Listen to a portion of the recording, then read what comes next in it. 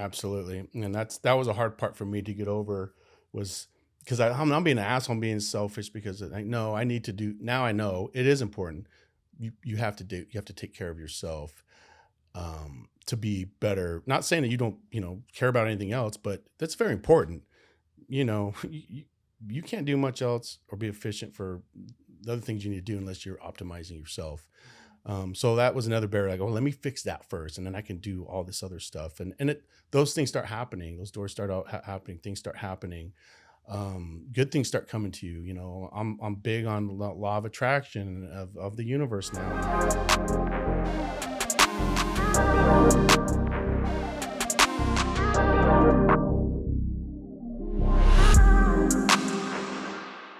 All right, today in 38 Challenge Podcast, we have the man, the myth, Wes Whitlock, U.S. Marine, entrepreneur, philanthropist, CEO and founder of Rogue American Apparel and Invader Coffee right here in Austin, Texas. Wes, thank you for coming on, brother. I appreciate it. I appreciate being here and connecting with you and your mission, and appreciate the invite. Hopefully we can bring some value out there to somebody. So excited to be here, and I'm looking forward to having some dialogue with you for sure. Absolutely. I wasn't sure if we were going to have sunglasses on or not while we're, while we're doing it. Only in the gym, right? Yeah, I would be down. I'd be down, dude. But no, in all seriousness, like I love you on this podcast because, I mean, you're a big dude, jacked, tatted up, listen to heavy metal, slinging weights, but you're also down to get vulnerable and talk about your mental health. So you are an ideal candidate and representative of what we stand for at the 38 Challenge, which is hard dudes doing the hardest thing, which is being vulnerable.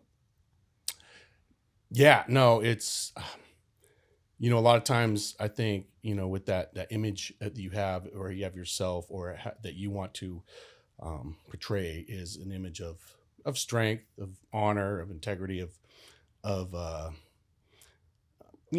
something that's got value and it's got strength to it, and it's a little rebellious at the same time. It kind of does its own thing. So with that, you kind of get that image, the tattoos, the working out, all that stuff. But it does come with that culture, I believe, and some folks. But the most important part of that is not that. It is what is the vulnerable part, is what is truly what's inside of you, and honing that, learning that, and making that your power, making that more important than your outer shell. Sometimes that's necessary for certain environments, but the vulnerable part is imperative to growth and to learning and to sharing, not only for yourself, but for others around you. So, and as we all know, it's hard to do, to be that, and exactly. It is tough for a lot of guys. Yeah. And I think that but I mean, also being strong and, having that outer presence is very important, right? For being a man, being a protector, and being strong. That's very important. And for people to look at someone like yourself and to say like, oh, well, this strong dude cares about his mental health, right? Has been through shit, right? That empowers them to then go out and be vulnerable themselves. So, I mean, it's so incredibly important. And I thank you for that. Well, and you too, man. You're a big dude. I was like, and so is your brother. So it's cool. For me, we're losing that. So that's what these are important. They're important to keep that awareness out there. I talked to my son, a few weeks ago. He's 16 now. He's kind of going through that awkward stage. He's starting to learn lifting weights. He's getting stronger. He's feeling more confident. He's got a better presence of himself. He presents himself better to people, and that goes a long way in life, because people will judge you by the way you present yourself. Not only judge you, but it also could be to your benefit, especially, with being attacked or being robbed, being somebody that somebody doesn't want to have to deal with in that regard. If they want to go for the jellyfish looking person, that they're the ones going to get attacked. So, and just a job interview, whatever, standing a certain way, you're posturing, looking somebody in the eye, shaking their hands, that's a lost art now with kids, because they're looking at this. They're not looking at you in the eye. They're not shaking your hand. So I think us as men, it's important for us to keep that tradition going and keep that culture going. And it's been really since the beginning of man, is having that presence is important, and it's become lost. So yeah, I think that's part of our mission as well. 100%. Yeah, and it's it's finding that line between, because with mental health and like being vulnerable, like some people would be like, oh, like I can take a break, or like like my mental health's bad, like they use it as an excuse, right? And so you have to walk that line. It's like, no, like being vulnerable does not mean taking a break or making excuses. It just means that you have to be open with your weaknesses, and be honest with the things that you're dealing with, so that you can become, like you said, that man who can protect, right, and who's confident of himself, and who can teach his lessons on to his children. Absolutely. And I think there's nothing wrong with, you've probably talked to a lot of folks, and your brother, guys, some of the best, strongest dudes I know, everybody's fighting something, man. And sometimes those guys are fighting the most. And the hard part of that is the expectations of everybody else on you. They come to you, they look at you as strong, unbreakable, positive mindset, all this stuff that's thrown out there nowadays, which is great, all this positive stuff. But there's a lot of times that person's actually hurting inside himself or herself, but they have to put on this mask. They have to put on this image because they don't want to accept that vulnerability or somebody to think they're weak, because they feel that's a responsibility. When we grew up, my generation, like, dads didn't talk about that stuff. Guys didn't talk about that stuff. We sat with a bunch of British Royal Commando Marines, had this discussion. Different cultures, a lot of them don't want to talk about this stuff, but as we started talking and opening up, it started coming out, and everybody's, it's okay to not be okay. None of us are okay. We all have something going on. It's trying to program ourselves to deal with that and overcome it, and that takes daily practice, daily habits, daily rituals to get over those things that we're all suffering with or fighting within, the battles that are within. And if you don't give yourself those tools, that will eat you alive. That will that'll beat you up good. And if you run from it and put on this mask and put on this portrayal of this unstoppable mindset, this Spartan bullshit, that I find a lot with folks, it's okay to say, you know what? No, man, I'm hurting here. All right. So, let's talk about this. And then you'll find that person's like, you know what, man, I feel the same way, bro. Like, cool. How can we overcome this? What do we got to do to get through this so we can go continue to fight and to be that Spartan, all that stuff. The strongest ones are the ones that are fighting stuff inside and dealing with that, giving themselves the tools, the education, the knowledge, the habits that they need to get better and be stronger. And that's humans, man. That's how we are. And it's okay. It's okay to not be okay. Yeah. It's just not okay to stay there. Fix yourself, be Yeah. around the right people to lift you. So yeah, we're all carrying something, but that is, who said it? Seneca, we suffer only in our own imagination. So our imaginations and what we think about, what we put into our heads, and we put a lot of stuff there that's not necessary as well. So it's a daily practice. And I find for me, I've been doing a lot of meditation, which used to in the day, I'd be like, that's some hippie bullshit. It's Right. some dude on a mountain hugging a tree, talking to the birds and whatever. But, I find now that it's an imperative. It's a big part of my life now. It's how I start my day. It's how I get in tune with my inner self, which we all have that inner self. And that's the struggle, is finding, how do you get that inner self awakened? How do you get him out? How do you bring him out? Because he stays hidden, man. We all have it, and he's hidden inside of all of us. We just don't know how to break him out. And I think that's why a lot of people suffer, because they need that. They need their upper self to come out. They just don't know how to get to it. And I find through meditation is when you can unlock that door and that dude comes out. And that's where you feel empowered. It's so but you got to keep getting him out every day. He doesn't want to come out. Right. So, for me, that's been a big awakening, finding that that whole universal aspect of life, what life is. And it's what we're all tied to within this universe. And that's something even greater that we don't even know, but that we all connected. Right. So yeah, man, it's, that's been really helpful for me with, I've been pretty fortunate. I was in the Marines. I did contracting and, all the junk holes of the world. Being away a lot, being overseas, even with my kids when they were young, when you're in those environments, for me, like that felt home to me. I loved those environments. I loved, and that's another thing I'm studying is the shadow, the shadow, the light and the dark, and the shadowy places that we men attract. We're attracted to that.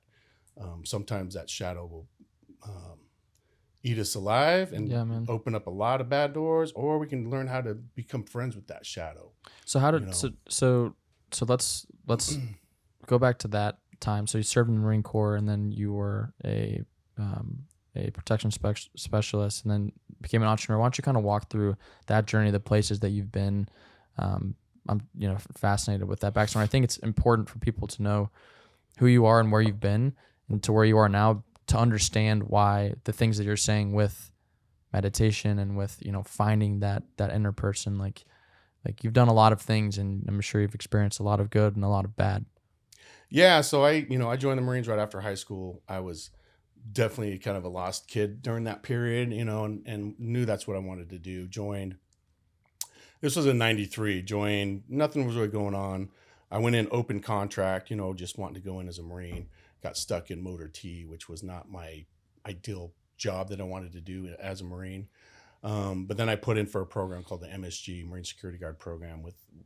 I had to do 2 years, I think, in the fleet before I could be a corporal at the time to get into that program. So I eventually got into that program, which took me overseas, working in the embassies, working around the different agencies and diplomats. And that kind of opened up my world to, what was happening within the world.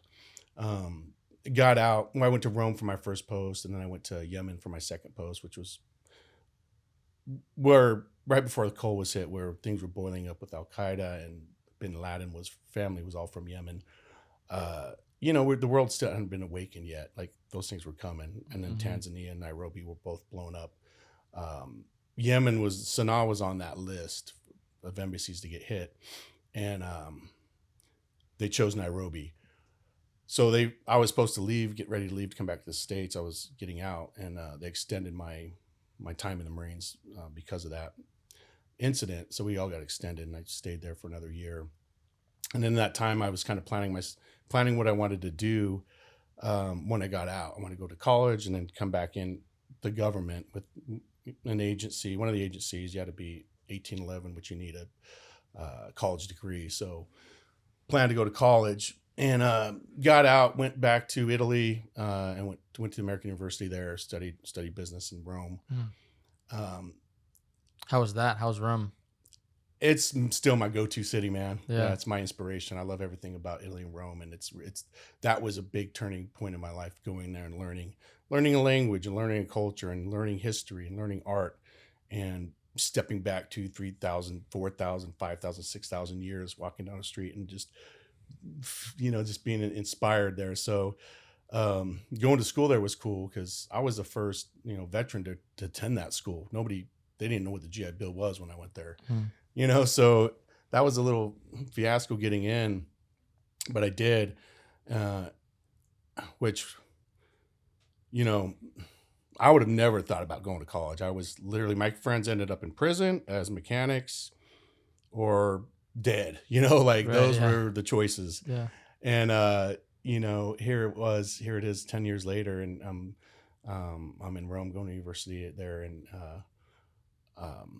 and did very well. I loved it. It was just something I never thought I'd do, but the Marine Corps kind of gave me that discipline to do everything that I possibly had to graduate. I was always a ADD, the kid in the back of the class, special ed, all that stuff, so I was programmed from a young kid up until the Marine Corps, really, which changed my whole mindset that I had something wrong. Something was wrong. Which at the time that's what you're programmed with. So go to college, do great, and come back to the States, go to DC, start applying for all the agencies. Go to Virginia and applied for a case officer job and didn't make it. The agency just, you don't know why. You go in, you do your interviews and all that, and it's just didn't work out. So I started looking at the State Department, all these other things. At that time, 9/11 had happened. So Okay. 9/11. Now I want to, man. Like I got out in 99, 2000. 9/11 happens. Like I want to go serve. I want to go back and Yeah. serve. I'm upset too. This is. So I was going to apply for OCS, the Marine Corps, go back in as an officer. And at that time, I found out about the contracting work. I was doing some work at the State Department, Main State in DC. Run across the guy, an RSO, regional security officer that I knew from overseas, and he tells me about this new program, high threat security, opening up Baghdad, opening up. There was a position in Haiti, Israel, and Kabul. So apply for that. End up doing that. The pay was great. It was a Wild West. It was like 2003, 2004, the early years of the war. And they were just putting, we trained, put a group of dudes together from all backgrounds, guys with a lot of experience. And I ended up going to Kabul. We opened up the embassy there for the ambassador security detail and did high threat protection for all the diplomats that would come, from Cheney to Bush, Secretary of State, Condoleezza Rice, all those people would come. That's crazy. We would take them to the ministries, to the meetings, set up all the PRTs the courthouses and stuff that the government was sending up in Afghanistan to kind of establish, some kind of government voting situation for the people. So we go into really areas of Afghanistan where Americans had probably never been, or we're talking up into different valleys, Panjshir Valley, places that you had to have special permission just to go to. Even with all the guns and glory that you wanted, you were still not going to that valley without certain things happening, either through paying somebody off or whatever. So it was gangster, it was Wild West. Right. And we're contractors, man. And that's another thing. Like, you have very little support, other than the dudes that you're with and some assets, not so many air assets and stuff like that. So you get thrown into environments that, you're with 8 dudes in a valley of Taliban, whoever. Again, that kind of goes back to your presence. We would set a presence, like, you mess with our person here, like, we'll fight. Yeah. And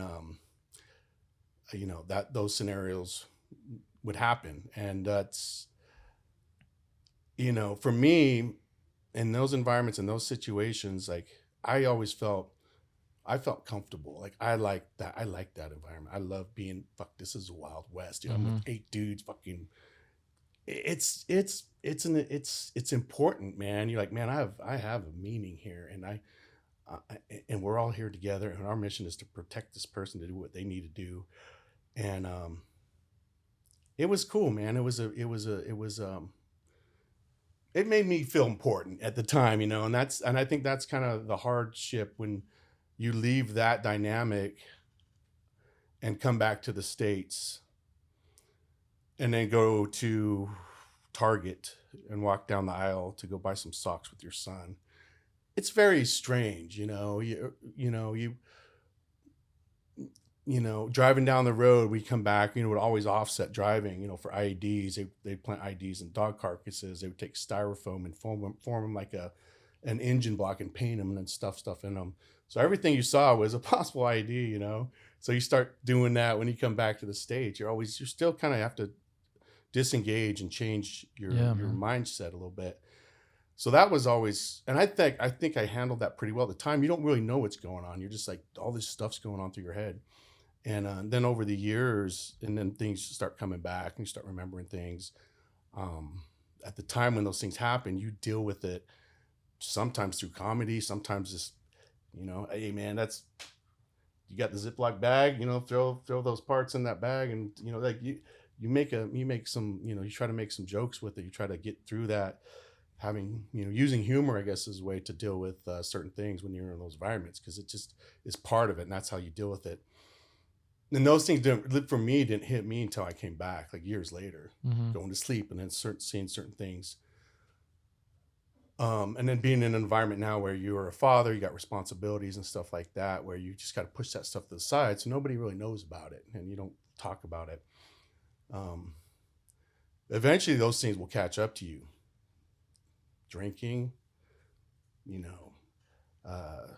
just not doing things that are good for you, because you start letting those things creep in, and then that shadow comes, and then that darkness comes. And if you're not around the right people, you don't know how to deal with that, you'll let it eat you up. And that's kind of what happened to me. Over the years, I didn't realize, I always thought I was good, man. No, I'm good, man. No, that's not me. They start creeping in, and subconsciously you don't even know they're happening, and they are, and it's affecting things around you, even your dynamic with your family maybe, and stuff like that. You start getting isolated. You start closing yourself off from a lot of things that were important to you, not even knowing you're doing it. It's all subconscious. It's happening, and everybody else could probably see it, but you just don't see it, And I went through, after getting all that stuff, I started my business. I started Rogue. So I get back from overseas. I get on with EP Detail here in Austin with a CEO, which was a great gig. It was good money. It was great. We traveled a lot. It was a great gig for that world. It was a good gig. But I never felt, I didn't feel myself. I didn't feel that purpose part again, and overseas is different, but in the States, I just never felt me in that environment, in that doing that work. So, and I'm an entrepreneur at spirit. I've always I'm going to have a business at this age. I definitely have that entrepreneur spirit, and knew I'd start my own business. Just didn't know what. Long story short, I start Rogue. And a lot of that was based off of my experiences from Italy and from my travels with art and with the war, the stuff that was happening within the war. Dark, cool stuff at the time. We would, use that stuff for morale stuff, put cool designs and stuff on shirts. And I was kind of the guy that did that for our details over there. And when I came back, and I like the creative aspect of that stuff. I love that stuff. Yeah. And dudes would hit me up, hey man, you still have that broadsword shirt or whatever, like, no. And I was like, man, that stuff was kind of cool. So I started a little website, and it started taking off. This was 2010.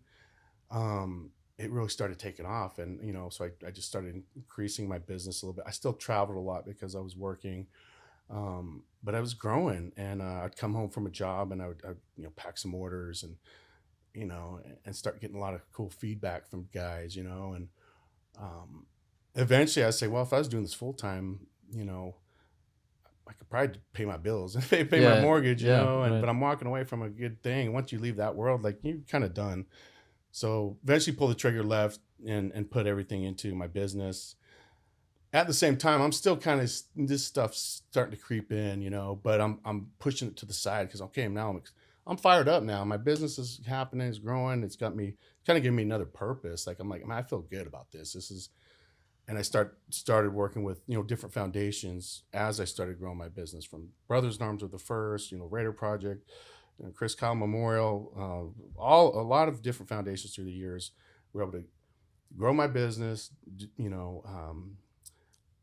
hire employees, and also do some pretty cool stuff, staying connected to the communities. Yeah, helping others. Yeah, because to me, it's like, okay, making money is cool, and growing your business, and I'm gonna dominate the industry, like that bullshit. That's not me. I want to make the coolest stuff I can make, and if you like it, great. And if we can do some cool stuff with that, fucking cool. Yeah. We've done some cool shit, and we don't put it out there. We have certain squadrons from the East Coast that we've been asked to do projects for, that we don't mention, we don't talk about. But to me, that's the stuff, that the juice for me, not the money, not the dominate everything and all this. Fuck that. just doing cool shit and being involved with the right people, the right people come into your circle, So to me, that's been, and that's purple. That feels good, Right. staying involved, doing those things, and then connecting with those folks.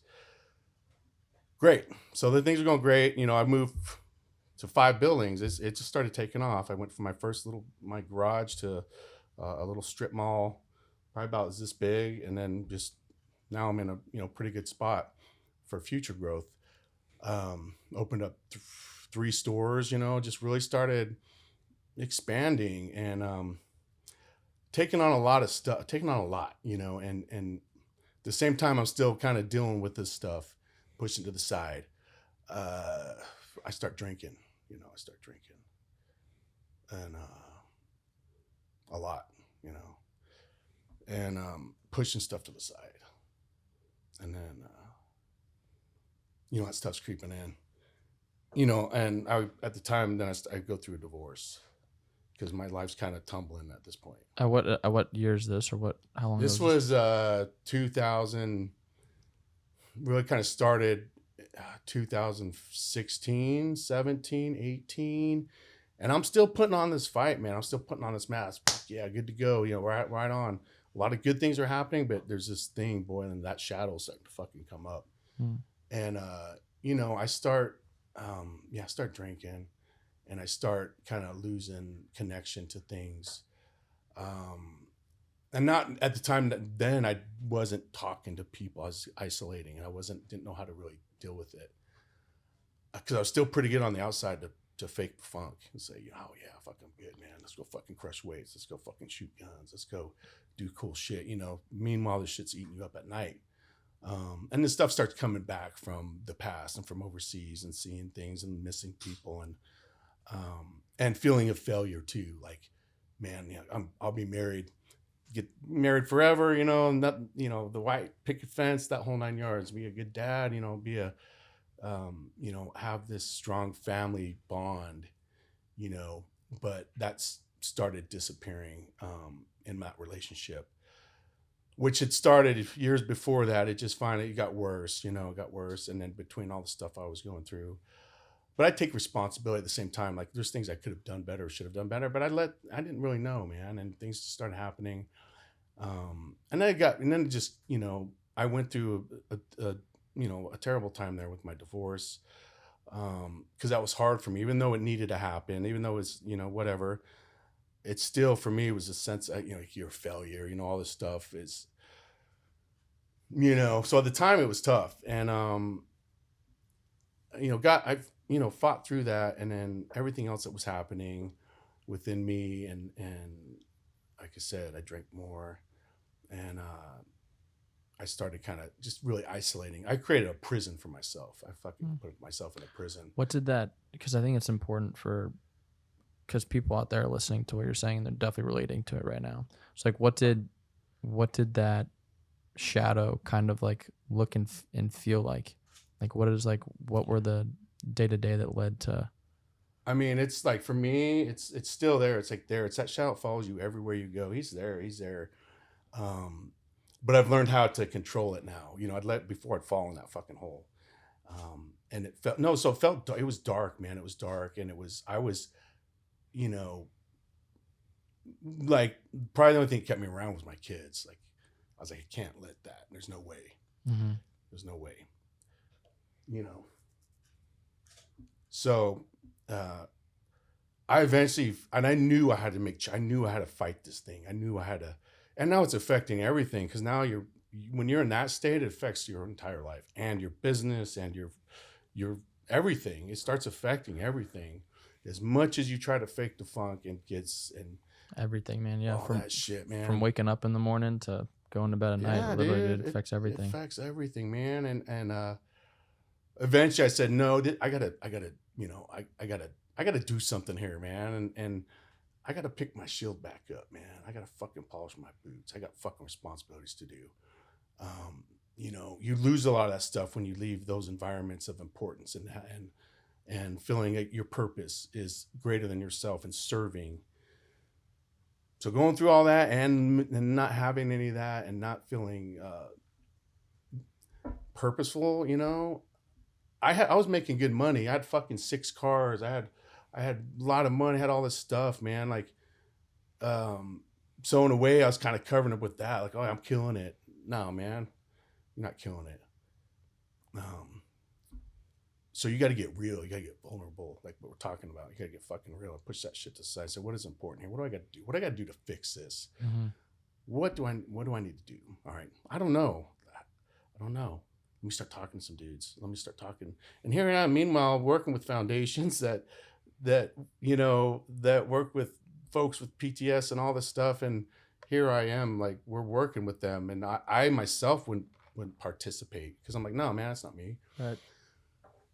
So eventually, you know, I get through my stuff, man. I get through that really dark time, especially, you know, 2018, 19, 20, and then COVID happens, and that's all horrible for everybody. I think that's PTS for everybody anyway. Yeah. You know, on top of everything else. And then 2020, 21, late 2021, starting off 2022, it was New Year's. I was like, you know, I'm gonna make it. You know, like the whole New Year's thing. But I'm like, I'm breaking out. I'm gonna fix this. And I actually did a video. I have a video of what I needed to do, and I still have it. And then that was like the bottom day, man. And so yeah, I said, you know what, I gotta do something. I gotta be better for my kids. I gotta be better for my community. I got a life here, and I wanna do more, man.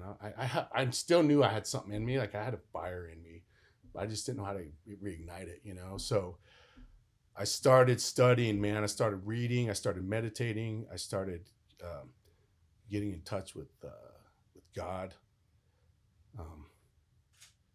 You know, so I started creating these habits for myself to get better. So I had to start inside. Mm-hmm. Like I was looking outside.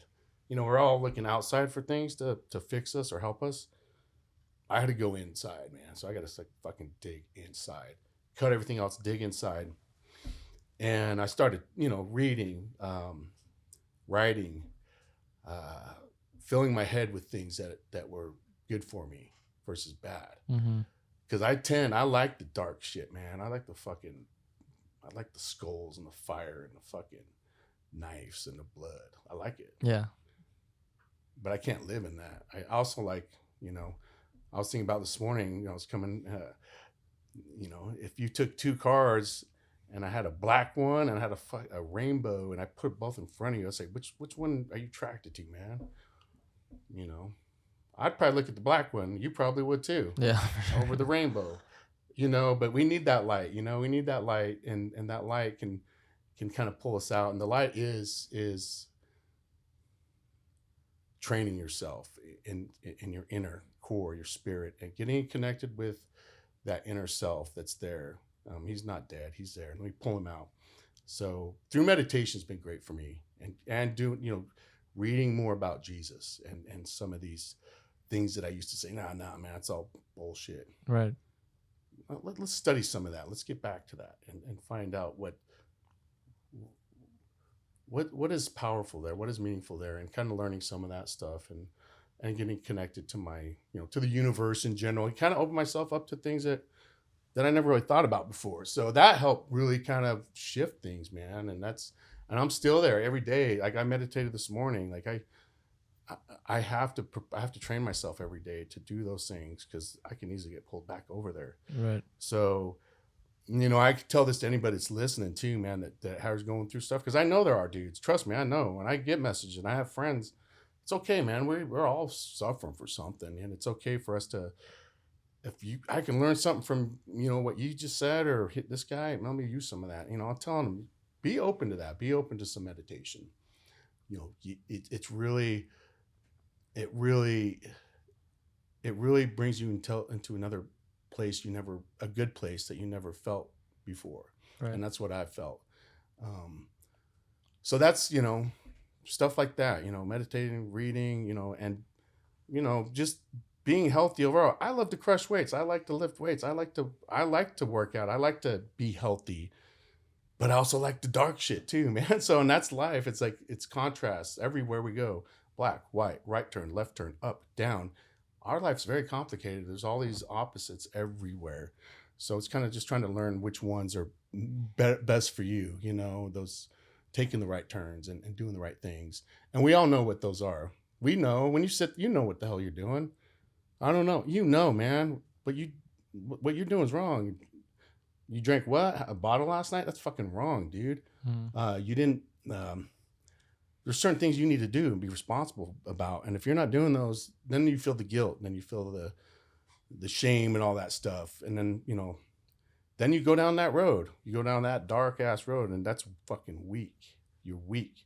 I was weak, and that's okay to be weak, because that's where you find your strength. Just don't stay weak. Get down there, get beat up, find your weakness. Say, fuck this. I don't like this. I want to be strong, man. So what do I need to do that to do that? You know, and then you have to do those things.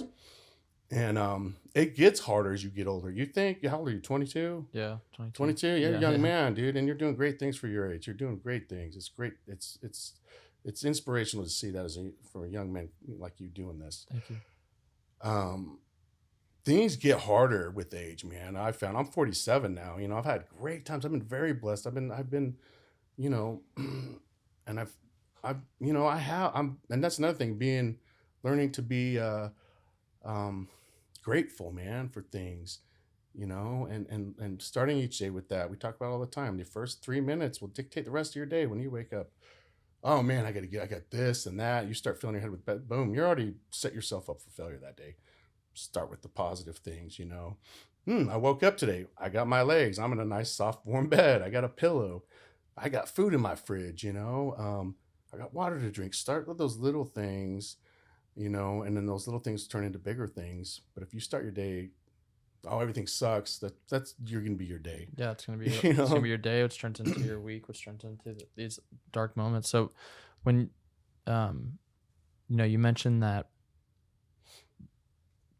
like bottom point, right? Like rock bottom. And you mentioned the video that you took. Like what were like the moments leading up to that, and like what inspired you to be like, no longer, right? Like to allow you to take that next step and to be vulnerable and to help yourself and to reach out for others. Like what did that moment look like, that turning point for you? It was just being tired of myself and tired of the excuses and tired of letting that control me, you know. And actually doing that video helped, because it was making myself. It's like writing. Once you write it down, you put it out there, and you put it out to the universe. You put it out there. So they're like, no, this is what the fuck's going on here. All right. And then I look back and look at that like, man, that's fucked up. that dude, I need to help that dude right there. You know? Yeah. And shit, no, that's not me. You know, I don't want to be like that. So it was kind of doing that. Do you ever look at that video as like a reminder of I sometimes do, and I did it for like a month. I did it every day. It was like a video journal. It was like, I would set the camera like that, and I would, what did I do today what did I do today? It was better than yesterday, and you know, making those little steps each day. And as long as I was doing that, it kind of kept me in check. You know, I was like, all right, cool. I'm doing those little things, those small steps. So that really helped. And then I don't want to look at myself like that. Like, nah, man, that's not me. No, fuck that. I don't want my kids to see me like that. No, that's not who I am. So sometimes you got to look at yourself to see how fucking miserable you are sometimes. Say, you know what? No, fuck that. I'm not that dude. I'm better than that, you know? So you got to look at yourself. And I did. I looked deep. Before I was looking out like, nah, not me. Nope. I'll cover that up with this or that. You got to look, you know, and then say, nah, no, that's not good, man. So that helped me really get things moving. And then so you did a video journal like every day, pretty much every day for at least a month. Yeah. I mean, I think that's so important, because like I think people who are in that depression, that anxiety right now, that dark spot, like a lot of times you can't see out of the tunnel, and like people might think that it's like you're gonna wake up tomorrow and then just feel better. But it's like that's not how it works. And like you said, like you have to put in. It's not, you don't choose to be vulnerable and then like everything's better, right? You have to put in the work every single day. You have to voluntarily make hard choices, right? Things like doing meditation, which I'm sure for you was not comfortable in the beginning. Mm-hmm. Things like reading, which is like, shit, this is boring.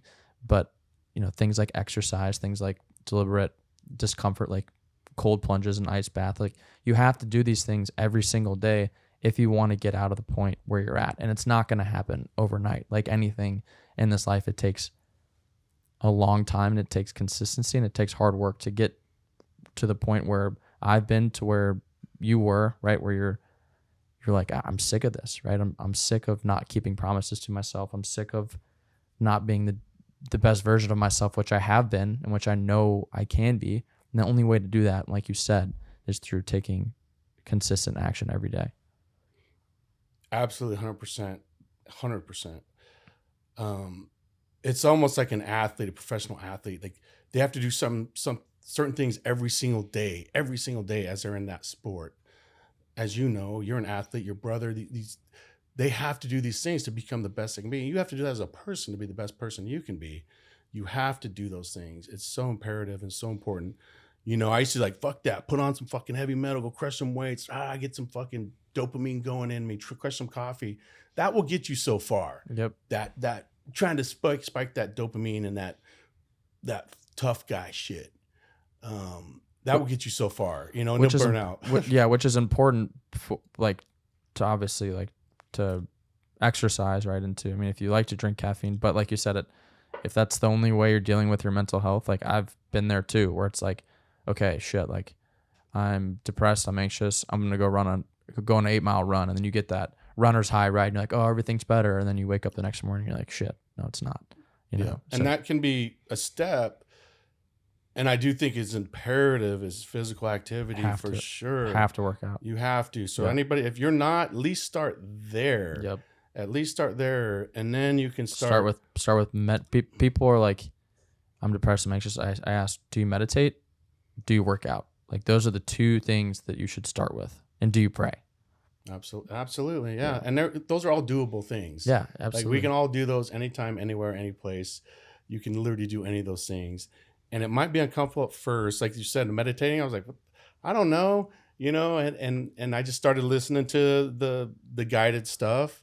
And then I started listening just to the musical portion of opening the alpha brain and all these things I didn't know anything about, and the subconscious, utilizing that in the morning to where you're susceptible to like creativity and openness and like all these things I didn't know about.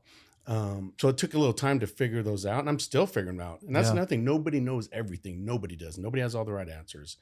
But these things are these are true, what we're saying here. The meditation, the working out, drinking water, you know, the health. You got to be healthy, man. Your body has to be healthy to have a healthy mind and spirit. And when you're not doing those things, then it's easy to do the other stuff, to do the stuff that's might make you feel good at the moment or make you forget about something. You're going to pay for it. There's a price to pay for everything, and those things will catch up to you. So yeah, you know, physical activity, meditation, reading, prayer. Prayer is meditating. It's the same thing. Mm-hmm. However you want to look at that, you're connecting to something that's beyond you, and it's opening up your mind to a whole nother world of importance that you are. And then also it opened me. I started writing. I'm working on a book now because of all this stuff and the stuff we're talking about, which will be in there. And, you know, it's also that responsibility for folks, especially dudes my age that have been downrange and been overseas and been in those environments, and they get out, they're away from that. And a lot of times they'll just give up, man. You sit on a couch, drink beer, watch TV, looking at trophies, looking at medals, past shit, man. Like, I don't even like keeping any of that stuff on my walls, man. I want to see that. I want to live there, man. I want to live. I want to keep moving forward and making tomorrow a new adventure. And that's what life is, and that's what guys like that need, is that adventure. Because when they lose that, then it's downhill, man. Mm-hmm. You know, you still have responsibilities. Your shield is still there. You pick that fucker up, and you still got your phalanx. You still got people that you got to take care of, man. Like, that's your purpose. Just because you're not downrange killing bad guys with your buddies, but dude, you got fucking family here, man. You got people you got to take care of. This is a purpose. You got to get them to A to B, to school, to whatever. Get them there in a safe manner. Make sure they're safe. Get them out of the car. Make sure nobody snatches them up. You can start shifting your gears there. Like, okay, I got a purpose here, man. I got to protect this. Right. So that means I got to be my best version of myself to be able to do that. If I'm out of shape, giving up, just let them go do what they want. Go, okay, yeah, see you later, Billy, and not know anything about where he's going, what he's doing, who he's going to be with. Would you do that to one of your fucking team buddies or whatever? No, you want to make sure he's what's going on. You're communicating. Do that with your family. Do it with your inner people. So I kind of shift their gears there. It's like, okay, no, I have a purpose. Just here in that regard. Like when I drive my kids around, I'm the fucking bodyguard. I'm the agent, man. You know what I mean? Or my people I'm with, Right. I'm responsible. What if something goes down? I want to be a person to be able to do something, and that gives at least guys that I know, or that sense of purpose. I feel is one way to deal with that.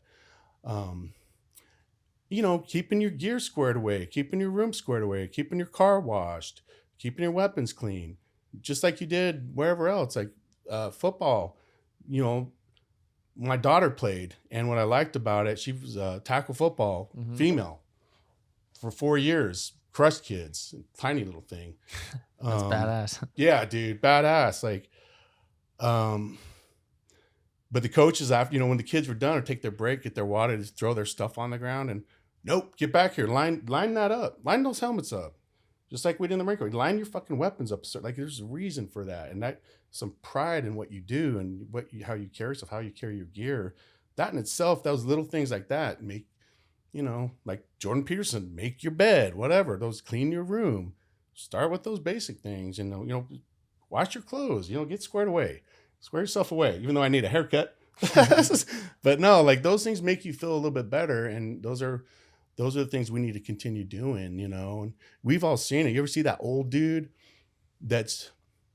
I remember a guy that when we were growing up, his lawn was always perfect. His lawn, he was square. He'd wear a white tight shirt. He was older. He was in shape. He'd go running. His cars were shine. He was squared away. I was like, then you see the other guy, fucking weeds, belly hanging out, looks like shit, same age, maybe even younger. That dude chose to live that mindset, and look, he's squared away. And I guarantee his life's better because of it. Where this shamble thing over here, and anybody can, no matter how bad your scenario is, you can still clean it up a little bit. You can do a little thing, something small to at least fix that. Start there, and then as you grow, you can start fixing other things, and then that's where your purpose is. Now I can help other people. Like now, it's not all about me. In a way, I've learned you have to be selfish. In a way, you have to take care of yourself first. I've learned that too, as another thing to those guys. We feel like we got to do everything for everybody else, and meanwhile, we're hurting, suffering, and but I got to do this stuff. You're not going to be optimal for them because you're not. Yep. So you got to take care of yourself, and then you fix that, and then you can do all kinds of cool stuff for other people. Yeah, and that's the power of vulnerability, right? Because because a lot of people see vulnerability as weakness, but if being a protector is being strong, right, and it's protecting your family, right, and being that bodyguard or protecting this country, whatever, protecting the man to the right or left of you, right?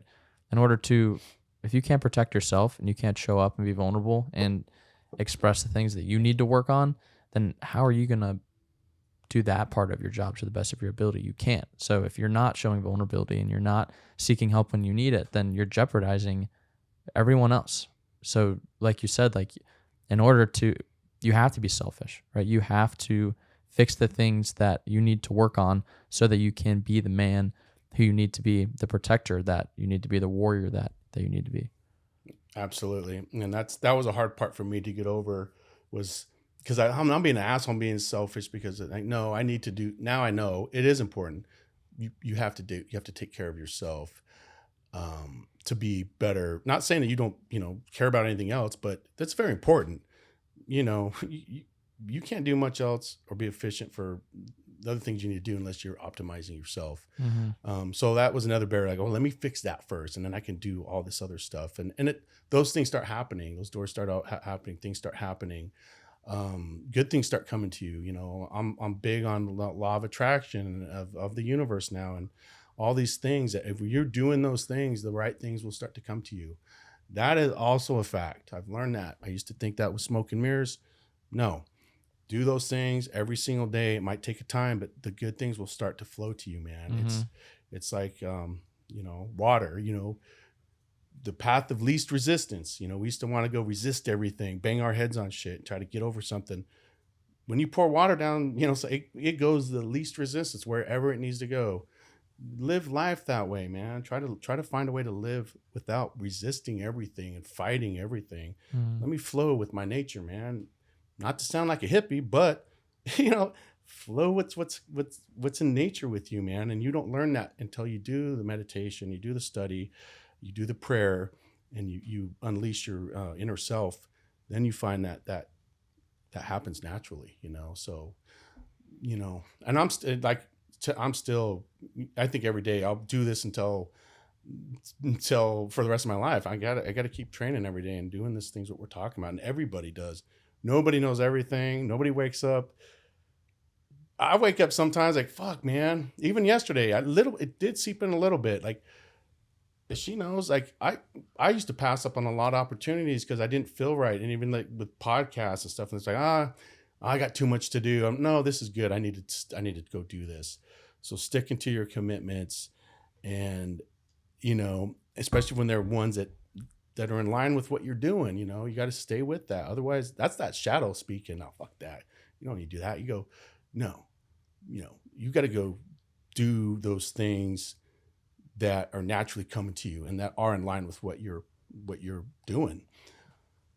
When you go against that, that's when you're fighting stuff, you know. So we want to stay away from that. You know, we have enough battles, and, you know, we are meant to battle. We do like to battle. I love the story of Atlas. I love that you struggle. You got to carry something. You got to put on your ruck. You got to feel some grit, and, you know, you got to get beat up. You know, it's good.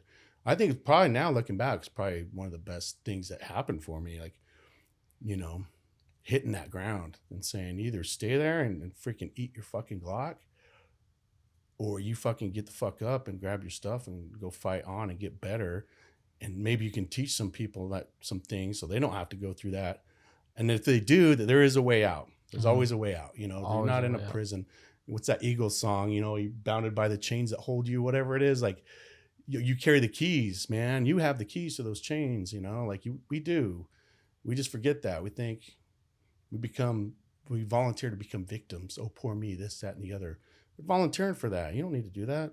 Open that lock up and go, man. Yeah. You know, yeah. So that's how I feel about it. And I think a lot of guys and gals can benefit from that, as I can, learning from you and other folks that are out there putting out the good message. Dude, that's all we can do is learn. I want to read this from your website because it's about Rogue American, and then get some advice from you. So it says that Rogue American Apparel, this is when you're creating it, I'm assuming, is a brand that reminds you of your purpose and responsibility to pick up the shield you dropped, whether it became too heavy or you felt you were no longer purposeful, to be a reminder that this life is short and that every single day you have a responsibility to those you love. You are not at the mercy of your past. You are responsible for the now. You need to keep building until death. I mean, that's like, that gave me chills when I read it, dude, because I knew this would be an awesome conversation, because it's exactly what, like you said, our two purposes are so aligned. So do you remember, like, where did that identity come from? Like, how did you decide that would be the identity of your brand? I mean, I think I rewrote that. My original mission statement, whatever, identity of the brand was a little different at the very beginning. That was kind of going through that. That's probably been a couple years. So kind of all the stuff we're talking about, I forgot all about that. I forgot that. I put that in there, honestly. Yeah. So hearing that is what we're talking about. It's a reminder to me. And at the time, that's kind of what, when I was making that transition into, it was my own way of saying, you know, I was speaking to me, man. You know what I mean? Like, a lot of these times, and even my book, it's for me. Like I'm putting some shit in some, because it's a guide, it's tools I've been Yeah. using. Yeah, You know? I could see you probably in that, dark point, and you're like you did when you took the video. You're like, I'm sick of it, and like this is what, because the brand that you started, that you created, it's your vision. You're like, this is what it needs to become. Because I'm sure at some point you knew that your shield had dropped, right, and that you lost your purpose and your passion. And You know what's funny? I have a shield somebody made me. It's a beautiful wooden shield of the Lambda, and I had it on my shop door for a long time. And kind of during that period, like the door slammed or my dog hit or something, and it fell off and it fucking snapped in half, man. And I looked at it, and that's exactly how I felt, man. I was like, fucking broken, dude. Like, it was a metaphor. It's happening right in front of my face. And it was kind of a wake up too. And that was around that time. I was like, no, man, I'll fucking glue this thing together, and that's life. Getting beat up, getting hurt, getting knocked down, getting fucking bruised and battered, You just don't live in that, because we have some great, beautiful things that happen every day in life. And that's another thing I'm trying to study, is being in the moment, like being in this moment. Before I'd be like, I'm thinking, okay, fuck, tomorrow I got this, or the next week that. No, man, I'm here, man. I'm going to be, when I'm with my kids or people I care about, let me embrace that moment as a gift. This is the only reality, is right now. It's not even yesterday, and it's not tomorrow. It's right now. Let me embrace this and get as much out of this as I can, or this environment, these people that I'm with.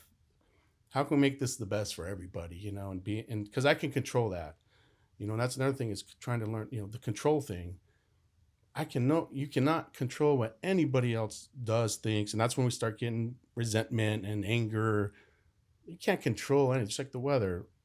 I can control what I can control, what I'm going to do, what I'm going to choose. And so I'm, again, being selfish, coming back to that and controlling what you can do in that moment with the people that you're with. And even with my kids now, I'm a lot better. I remember back, my phone, no, I got an hour with my daughter or my son or whatever we're doing. Let's be in this moment together. And I still have to catch myself sometimes, like, nope, I got to be in this moment. This is the truth right here. This is the truth. And I have to make the most of it as possible. And then you feel a little bit better, and, we all want to feel better, and we have that choice, but it takes work, it takes work, and it takes discipline, and it takes, being responsible. And it takes that work. You're the greatest whoever in history. Everybody's gone through a lot of shit, man. And everybody is. So let's try to make this as best as possible for everybody, and learn from each other and bring some goodness, man, back. That's kind of where, it's good. But yeah, that's kind of when that happened. So I forgot I put that on there, but it was a reminder. I'm glad you did. Yeah. Yeah, dude. No, that's cool. I forgot all about that. But. So what's your one piece of advice? We've talked about a lot of things, from on the podcast today. But if you could give one piece of advice to someone who's dropped their shield, right, who is in that spot where you were, right, that bottom point where we've all been, what would that one piece of advice be? I would say get into yourself, man. Go inside. Stop going outside looking for stuff to fill that. Not saying books and meditation, not saying that. I'm saying other things. But that, you got to go inside, because everybody here is fucking special, man. Everybody's been given a gift to be in this world. It's a gift. And so many waste it.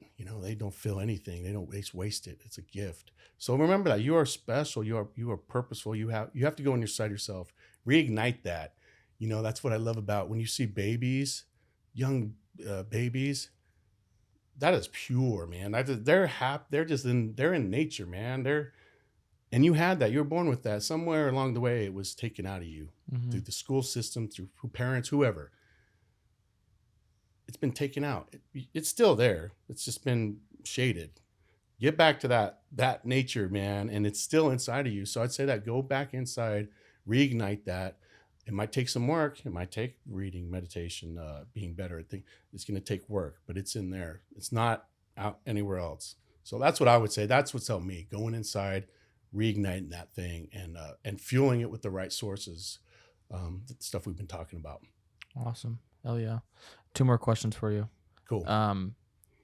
One, we spoke before the podcast about Project Enlist and pledging.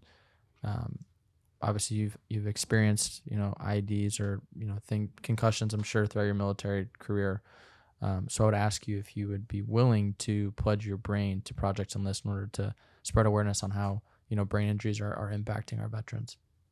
Absolutely. Yes. I think it's an important cause. I think it's if any way, shape, or form that I can be a part and help with this, absolutely would be honored to. And it is an important part of all this is understanding and fixing these issues, and that these injuries are real and they affect you, and these things are affecting a lot of folks. So let's try to understand it more, and let's try to do what we can to help some folks out that have these type of problems. Absolutely, brother. I appreciate that. And I appreciate you too, honestly, like,